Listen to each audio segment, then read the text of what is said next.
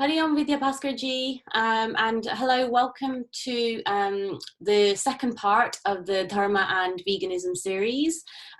Today we are going to be discussing with Vidhyabhaskerji about what, as Hindu Dharmic practitioners, what do we have to really take or learn from the current COVID-19 pandemic? Very good question, Dina ji. So there's so many levels. If we had 2 hours, we could cover all of them. However, we don't have that much time. Therefore, let me cover 3. Yes, is that all right? The first level is this. The ancient Hindu Sanatana Dharma means the eternal order of things. Yes? The ancient Hindu Sanatana Dharma view is this, that all of nature, all creatures, all beings of nature, and all human beings are intertwined in a codependent relationship. That means a mutually dependent cycle of existence. This is called either sahabhava, which means codependent existence, or it can also be called the pravartitam chakram, a wheel that has been set in motion. So the first one can be found in works of great thinkers such as Nagarjuna, who is the founder of the non-dual middle way school of thought, great master of Dharma.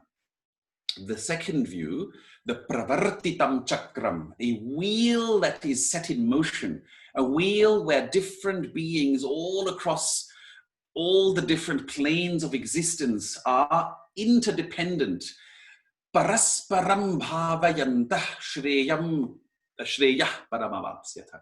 Krishna says that honoring each other, all the different beings, the divine beings, the subtle beings, or all beings in the world, all the beings of nature should honor each other, and thus they attain happiness together. You see? These are the 2 views. That's the view of Krishna. The first one is the view of Nagarjuna. This is the view that pervades Dharma. Thus, Dinaji, from this view, what do you think is happening when nature strikes back at humans for their brutality, for their incredible audacity to kill billions of animals every day, not every week, every day, Dinaji? There is a counter in the internet that counts how many beings, how many animals are killed every second. Anybody who has some respect for animals will open that counter and understand what human beings are doing to nature as we speak. It is outrageous and incredible. Do you see this? Therefore, Dinaji, to use the view of Sanatana Dharma, nature is fighting back. We are reaping the fruits of our actions. That is called hetu phala or karma phala. The fruit of karma is right now, as we speak, experienced by human beings across the world. And anybody who understands Hinduism or Buddhism or Jainism will tell human beings, we told you so. This is what happens when you mistreat animals and nature. When people in China, I have great love for the Chinese. I have many Chinese friends, and I bow down with love to my Chinese friends. But when you do that in the wet markets of Wuhan, what do you think will happen? You will have a coronavirus that will be transmitted at some point to humans. It is your fault that this is happening across the world, and we told you so. It is written in the scriptures of Hinduism. It is written in the scriptures of Buddhism that when you do this in the future, this will be the result. It is written, Dinaji. And anybody who knows these scriptures will tell people across the world, we told you so. Stop mistreating Mother Nature. Stop harming animals. Become vegetarians and vegans. Stop the nonsense. And you will finally have the solution to what? Climate change. Global pandemics will never happen because you will not have flus coming from chickens or from bats and being transmitted to humans.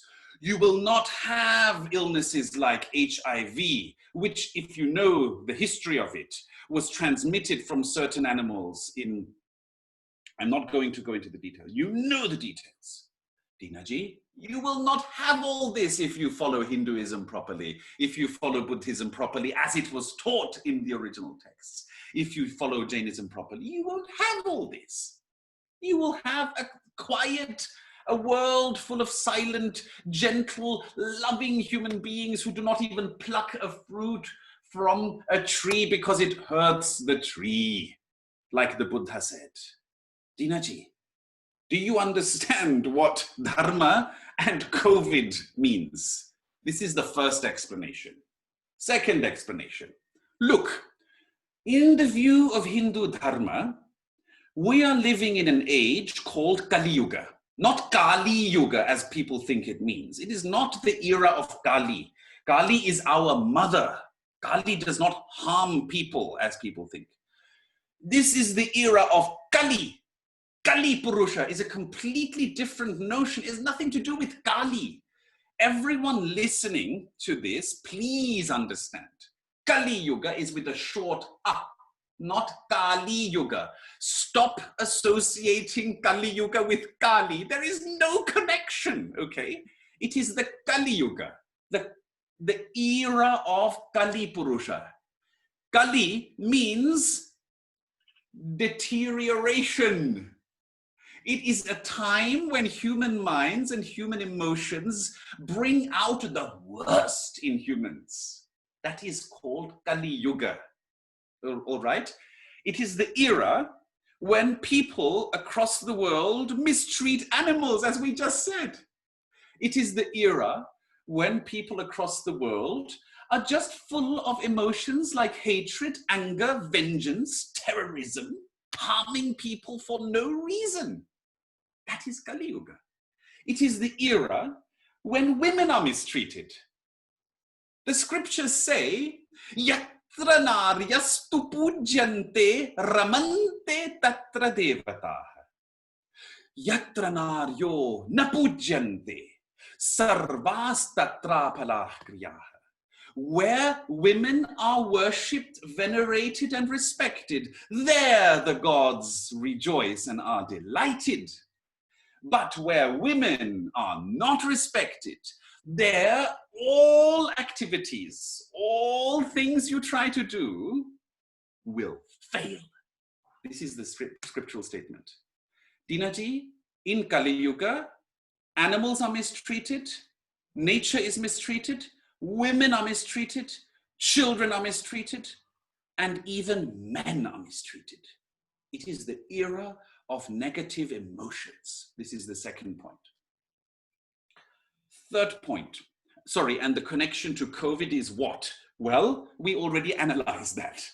That is why we have COVID, isn't it? Because of this era we are in, where people mistreat animals, right?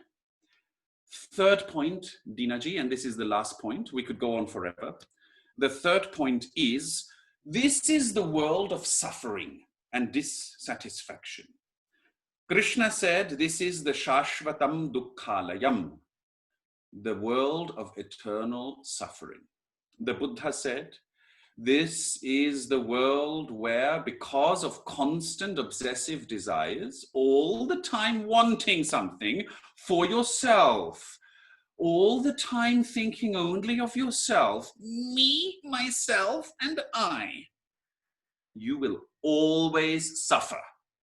That is the first noble truth of the Buddha. This is the world of suffering. In this world, you will always suffer. You will always suffer. There will be always some suffering and some discontentment and some impermanence, and something will cause you to be dissatisfied and to suffer. Therefore, when we experience suffering like COVID, Dharma means to understand, oh my goodness, the Buddha was right. Oh my goodness, Krishna was right. This is the world of suffering. We should now follow Dharma because they are right. We should stop living only selfishly for ourselves. We should now follow Dharma because they were right. Oh my goodness, this is the world of suffering. I need to become liberated from this suffering because if Krishna and Buddha are right, this is not the only time this is going to happen. I'm going to be reborn again. And that means I need to undergo all this again. And oh my goodness, it's the teachings of Krishna and Buddha which actually help us even to come out of suffering during this life. Through meditation, through compassion meditation, through a life of compassion, because compassion is inherently joyful, as you know, Dinaji, isn't it? When we have genuine compassion for others, there is an inherent joy in that compassion, and we wake up in the morning with joy and energy, not, oh, another day. I need to wake up again. I just want to stay in bed. Do you see that? No one in Dharma thinks like this. We wake up with energy and happiness to serve others, to serve our family, and to serve society. This is the meaning of Dharma in the era of COVID. Thank you so much, Vidhyabhaskerji, for that explanation. You've so succinctly reminded us viewers about the beautiful teachings of Dharma, and if we actually embrace these teachings wholeheartedly, mind, body and soul, then we will not outwardly be looking at harming any being. And you know, to remind viewers, of course, the sort of the preface of this discussion is that there is scientific evidence out there that actually suggests that COVID-19 has come from the wet markets of Wuhan, has come from bats or the pangolin and the consumption of these animals. But let us not forget mad cow disease. Let us not forget swine flu. Let us not forget where HIV comes from. Let us not forget Ebola. You know, bird flu, you know, so many of these pandemics that we have witnessed in the past and are currently witnessing stem from the misuse, the abuse of animals and of Mother Nature, and the message is so loud and clear that, you know, if we don't want to experience a pandemic such as this again, and if we really truly want to embrace our true dharmic nature, then in this day and age, it really the natural approach to this would be to consider going vegan. It's just such a no-brainer to me. And that would solve the whole climate crisis. It really would. Dinaji, that's a whole different discussion. That would solve everything. That's for another part. That's for another part. But thank you so much, Vidhyabhaskerji, for this part. Thank you. And for the viewers watching this, please, if you have any questions, you can always make comments down below on the YouTube channel. Subscribe to the channel, Spiritually Vegan. And until next time, we look forward to sharing with you part 3. Namaste and Hari Om, everyone. And Vidhyabhaskerji, Hari Om.